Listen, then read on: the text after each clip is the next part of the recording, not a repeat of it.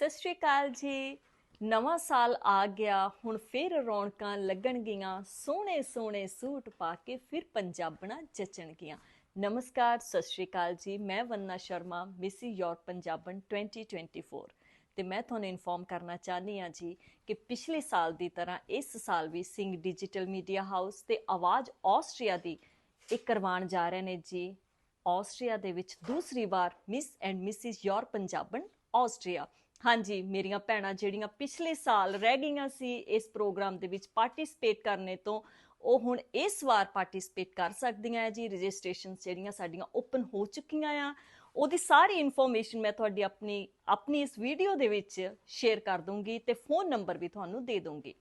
9 ਤਰੀਕ ਫਰਵਰੀ ਨੂੰ ਅਸੀਂ ਸਾਰਿਆਂ ਨੇ ਇਸ ਪ੍ਰੋਗਰਾਮ ਦੇ ਵਿੱਚ ਵੱਧ ਚੜ ਕੇ ਹਿੱਸਾ ਲੈਣਾ ਆ ਤੇ ਇਸ ਪ੍ਰੋਗਰਾਮ ਦੀ ਜਿਹੜੀ ਸ਼ਾਨ ਆ ਹੋਰ ਵਧਾਣੀ ਹੈ ਜੀ। ਸਤਿ ਸ਼੍ਰੀ ਅਕਾਲ ਜੀ। Thank you.